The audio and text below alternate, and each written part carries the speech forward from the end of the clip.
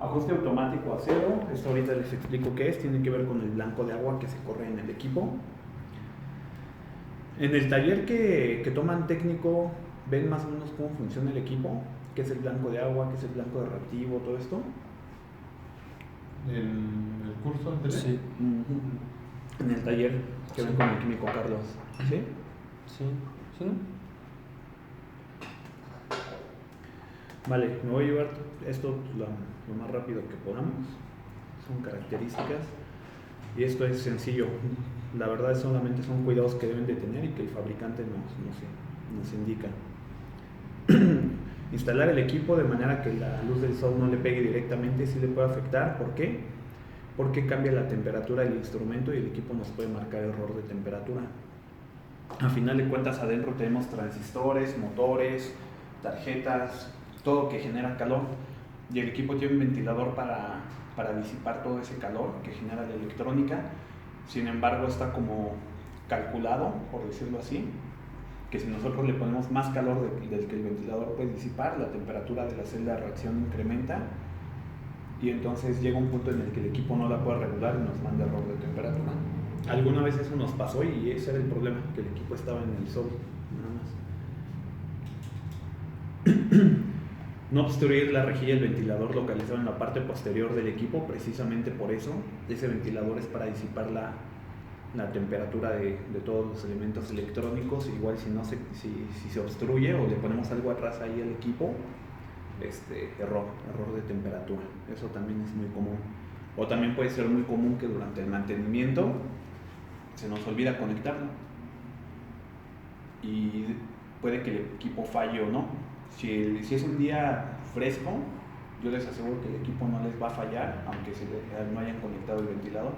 Pero qué tal si dentro de un par de días ya hace más calor y como está desconectado el ventilador, marca error de temperatura y regrésate hasta no sé dónde a conectar un ventilador, y eso significa, pues, uno, quedar mal con el cliente, los costos de regresar al laboratorio, todo eso, ¿vale? El flujo del aire del ventilador siempre debe de ir hacia afuera, que el ventilador saque aire del equipo. ¿Okay? Conectar el equipo a una línea de voltaje debidamente polarizada y con tierra física. Para serles honestos, en los equipos de química clínica, la tierra física no tiene tanta afectación. ¿Okay? No es que se vean afectados los resultados directamente por la tierra física. Hemos instalado nosotros equipos incluso que sin tierra física, que es simple y sencillamente que a lo mejor luego se junta electricidad estática y no tiene a dónde descargarse. Luego el cliente aprieta las teclas y luego toca algo de metal y le da toques, ¿no? Porque el equipo se descargó en él y ya luego en la parte de metal. A diferencia de los equipos de hematología, ahí sí el no tener una buena tierra física puede afectar directamente a los resultados de la máquina. Lo que sí es importante es tener un regulador, porque a pesar de que el equipo tiene su fuente de alimentación adentro,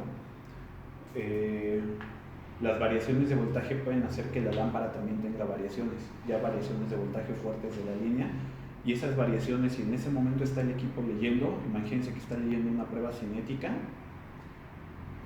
va a hacer que el resultado también cambie. Entonces es más importante el regulador. ¿Okay? ¿De qué tamaño poner un regulador o un no-break para este equipo? ¿Alguien sabe? Pues dependiendo de los watts, ¿no? De los watts amperes, ¿no? Todos los equipos en la parte de atrás. Creo que este primero no dice, porque este equipo es nuestro equipo demo. Este equipo tiene como 20 años. Era lo que tenía duda, te iba a preguntar. Pero este de acá sí. Y aquí sí dice power 100 watts ampere. ¿Okay? Entonces necesitamos un no break que por lo menos soporte 100 watts ampere. Y así los venden en las tiendas por watts ampere o por watts. ¿Saben cómo es la conversión de watts ampere a watts? Creo que se multiplica por 2, ¿no? No tanto. Se los dejo de tarea y mañana me lo dicen. Vamos a tener muchos días todavía. Pero sí es importante, porque sí, Algunas marcas los van a encontrar en watts nada más. ¿Y cómo van a saber a cuánto equivale en volts ampere? Pues hay que saber convertirlo. Está sencillo. Ahora una pregunta, ¿es el mismo regulador que no break? No. Un regulador solamente te regula variaciones de voltaje de la línea. Y el no break tiene respaldo de batería. Entonces le recomendamos un no break, porque es no break, el no break tiene tanto regulación como respaldo, son ambas a la vez. Y entonces les daría tiempo de que si se va la luz, pues apaguen el equipo, ¿no? Generalmente los equipos cuando están trabajando, que están midiendo y en ese momento se apaga el equipo porque se fue la luz o por cualquier razón, se daña el software y hay que reprogramar. Entonces, pues para evitar ese tipo de errores, pues mejor un no break, que por si se va la luz, mantenga el equipo encendido 5 minutos en lo que lo apagamos. Y como por ejemplo, si tiene un equipo de CA de 120 a 240 con 300 volts amperes, sería un chequeo, un no break también más o menos de 300 volts ampere de consumo. Ajá, de consumo, con línea de corriente alterna de 120 a 240. Ahí sería un break más o menos parecido como de 1200 watts. Pues dependiendo de 1200 watts, no estoy seguro. Pero el equipo lleva computadora aparte o.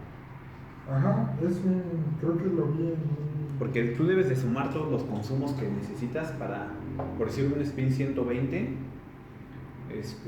Cuando nosotros lo mandamos con un no break de 1000 volts ampere, el equipo, no recuerdo, creo que su consumo es como de 350, más lo de una computadora del CPU, el monitor y eso, le sumamos como otros 150, 180 volts ampere, que es el consumo promedio de una compu. Ya llevamos como 500, 550. Pero resulta que no hay no breaks de 600 volts ampere o de 700. Entonces casi hay como de 250, de 500, de 1000, de 1500, de 2000 y luego ya se van de 5. O sea, hay como ya valores estandarizados. No hay del que nosotros queramos. Entonces el de nosotros consume el spin 120 con todo el sistema alrededor de 550, 600 si no me equivoco. Ya lo veremos cuando veamos el 120. ¿Qué es lo que hacemos? Pues mandamos el siguiente hacia arriba, que en este caso es el de 1000, que es como el que está ahí en la esquinita. Es el que instalamos con el spin 120. Y les da a los usuarios entre 5 y 10 minutos, por si la máquina está trabajando, para que lo puedan apagar. Sí, muchos usuarios creen que les instalamos el no break para que si se les va la luz puedan trabajar 1 hora, 2 horas. No, es para que si se va la luz apaguen el equipo de manera correcta y no se dañe sus bases de datos, el software y todo esto. Okay. Entonces sí es importante recalcar eso, ¿no? Sí, que es para apagarlo prácticamente. Sí, me comentaron una vez mi jefe que unos clientes quisieron trabajar y ahí sí se les apagó. Y también mi jefe les dijo que era de 5 a 10, algunos hasta 15 minutos. Dependiendo de como que a qué marcha se esté trabajando el equipo, ¿no? Ahí a lo mejor si nada más metes una prueba que ya la pipeteó y ya nada más está rodando el disco de reacción esperando la incubación y el consumo es diferente porque los demás motores ya no se... Los demás motores ya no se mueven.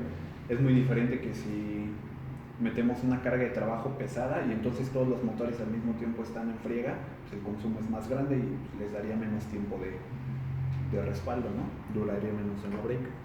Depende de muchas cosas.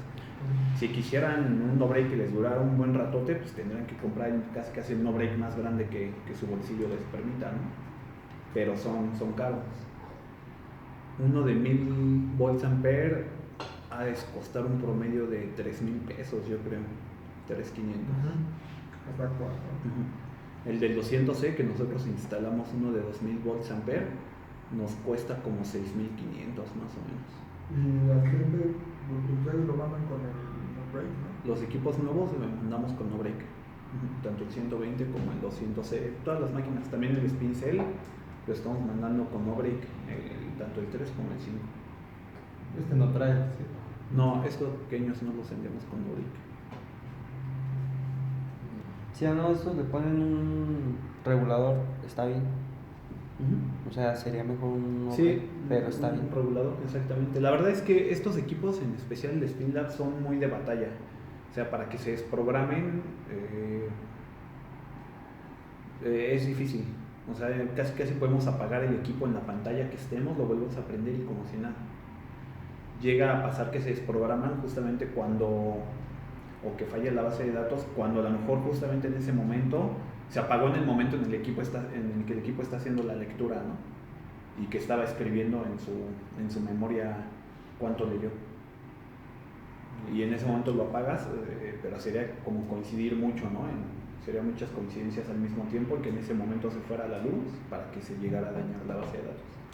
La mayoría de los clientes ponen regulador nada más al Spinlab, por si pueden poner un no break, el más pequeñito que encuentren. Si le ponen un regulador, ¿pueden conectar otra cosa o nada más de esto? No. ¿O también tienen voltaje como los no break, los reguladores? Sí, los reguladores generalmente te los venden por watts. Los más pequeños son de 350 watts, si no me equivoco, que son así unos cuadritos chiquitos. Sí. Y esos son suficientes para el Spinlab. No recomendamos conectar ahí la centrífuga ni el agitador rotatorio. Por ejemplo, el Biobas y El Biobas sí. Los dos Sí. podrían estar al mismo tiempo. Sí.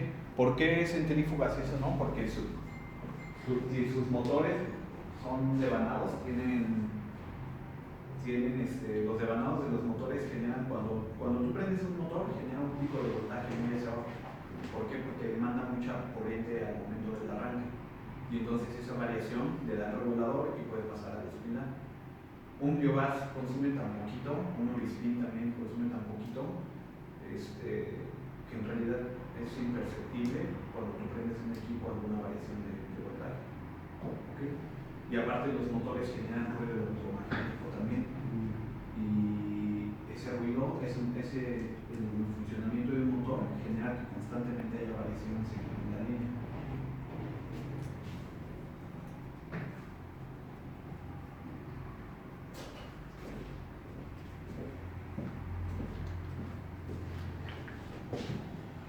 No realizar conexiones o desconexiones en las interfaces del equipo cuando el equipo está encendido.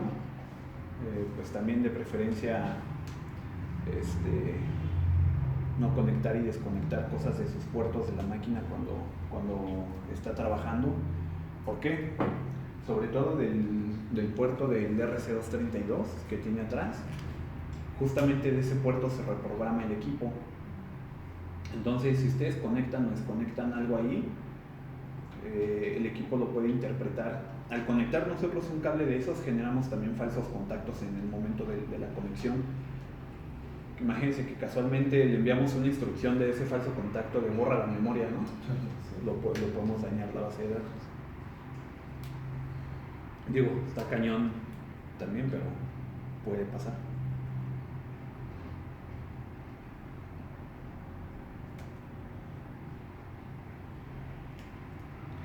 Aquí están los requisitos de energía del equipo. Son como los teóricos de norma. ¿Okay? Este equipo, si nada más, si no me equivoco, a 240 volts no puede trabajar, porque su fuente no los aguanta, solamente es el voltaje de acá. No, sí, de 100 a 240 sin hacer ningún cambio. ¿Okay? Entonces, en algún momento tienen nada más líneas de 240 volts, el equipo los aguanta y la fuente interna solamente lo regula. El equipo en realidad no utiliza corriente alterna para nada, sino ya su fuente de alimentación la transforma a directa y la regula el voltaje que el equipo necesita. Y lo que decíamos hace un rato, evitar conectar equipos adicionales que generen picos de voltaje en la misma línea. Ya vimos por qué, pueden ocasionar variaciones en la lámpara y con ello un problema en el resultado del equipo. Pero es raro, ¿no? Que a lo mejor en el laboratorio sería de 240. Bueno, dependiendo si es una muy grande, ¿no? No, es muy común, casi en todos los hospitales y laboratorios hay 240 o 110. Sí. Bueno, que diga, o sea, Bueno, es que laboratorios también chiquitos de esos, así que es nada más un cuartito, seguramente es una instalación de una casa y nada más tienen 110. Aparte, lo común en México son 110. ¿Vale? De hecho, hay algunos Spin 120 y Spin 200E que nos llegan a 240 volts. Ya cuando lleguemos a esos equipos les voy a explicar por qué los podemos conectar a 110 y en qué les afecta, entre comillas, nada más. ¿Okay? Pero pueden ir a 110 o si quieren pueden ponerle un elevador de voltaje. Antes instalábamos nosotros, cuando nos llegan máquinas a 240, instalábamos un elevador de voltaje si es que el laboratorio no tenía 240 volts. Y entonces ya de los 110 del laboratorio podíamos pasar a los 240 del equipo, pero eso implicaba tener que conectar el transformador, el elevador de voltaje, al no break. Y con el tiempo el no break se dañaba más fácil. Y entonces optamos por mejor ya no instalar el elevador de voltaje y aunque la máquina fuera 240, conectarla a 110. Lo único que le afecta es en el tiempo de incubación. Si conectado a 240 tarda 5 minutos, conectado a 110 va a tardar 10 minutos. Okay. Y entonces ya mejor dijimos al cliente desde un inicio, su equipo tarda 10 minutos en incubar y nos evitamos el que se echaban a perder algunos no break. Sí, nos llegó a pasar con 2 o 3 clientes que su no break se dañaba porque a final de cuentas un transformador pues es un bobinado con 2 calibres diferentes de alambre y número de vueltas, pero al encenderlo ese bobinado también jala mucha corriente, ¿ok? Y eso, ¿mande? Por el almacenamiento. Pues a final de almacenamiento, ¿cómo? Ajá, bueno, sí, pues por lo que genera una bobina. Sí recuerdan cómo funciona un transformador, ¿no? Sí recuerdan la ley de Faraday, viene todo de ahí. Electricidad y magnetismo. Casi la ley de Faraday dice que al nosotros hacer mover un conductor, o puede ser viceversa, el conductor puede estar quieto y mover un campo magnético, o tener un campo magnético y mover el conductor, vamos a obtener una corriente en ese conductor. Así funciona un transformador. De un lado, más como breviario cultural, y todo esto es con un núcleo ferromagnético, ¿sí se acuerdan, no? Imaginen un transformador, supongamos que es algo así. Creo que este es como el dibujo común que ponen en los libros y todo, en los cuales aquí tenemos un devanado A y aquí tenemos uno B. Y entonces, no sé, si aquí le metemos 110 volts, el tener nosotros esto aquí nos va a generar un campo magnético que a final de cuentas se va a ir por el núcleo ferromagnético, es un núcleo de metal, o el campo magnético que vamos a generar, en este caso, si no mal recuerdo mis clases de electricidad, saldría así, ¿no? De esta manera. Y regresaría al otro lado, las líneas de campo. Pues este campo que le pega a la otra bobina estaría generando que esta que no está conectada a nada genere otra corriente y otro voltaje. ¿De qué va a depender cuánta corriente y cuánto voltaje? Pues del calibre de este conductor, de este alambre y del número de vueltas. Entonces justamente así es un transformador. De un lado tenemos un alambre muy grueso y a lo mejor unas con 3-4 vueltas, y del otro lado tenemos uno más delgado con un montón de vueltas. Para todo esto hay fórmulas para calcular el voltaje de salida y corriente de salida. Así funciona un transformador o un elevador de voltaje. Y justamente esto es también lo que tienen los transformadores que están en los postes. Pues acuérdense, las plantas de generación de energía no están aquí cerca, están muy lejos. La más cercana que yo conozco aquí está, creo que por allá por Ecatepec. Hay una central termoeléctrica que genera el calor, creo que no recuerdo si con combustible o qué. Está por allá por Ecatepec, no conocen ustedes por acá, ¿verdad? Pues para poder transportar la energía desde allá hasta acá necesitan mucho potencial, mucho voltaje, y entonces las líneas de alta tensión traen 20.000, 30.000 volts, pero aquí nosotros solo necesitamos 127.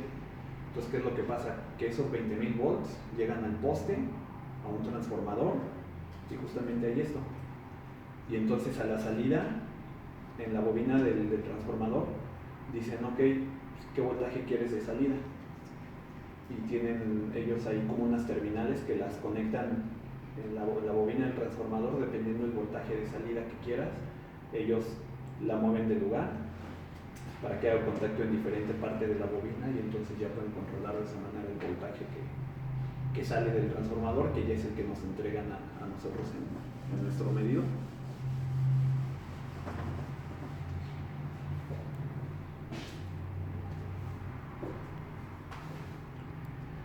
Ok, el conector de desecho no debe estar colocado por más de medio metro por encima del instrumento, ni tampoco más de 1 metro por debajo. Esto también es importante. ¿Por qué?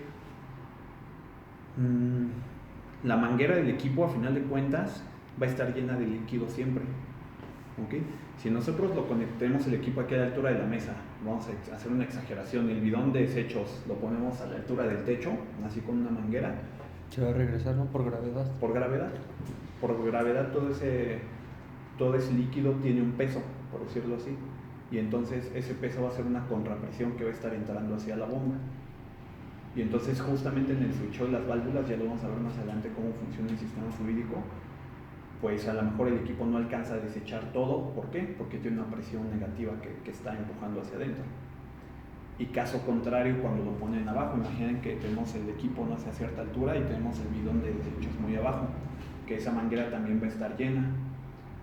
Ese peso también va a tener una inercia y va como quien dice a jalar, como cuando le pasamos gasolina de un garrafón a un carro con manguera, ¿no? Que nada, le chupamos tantito para que empiece un flujo y solita por gravedad empieza a caer.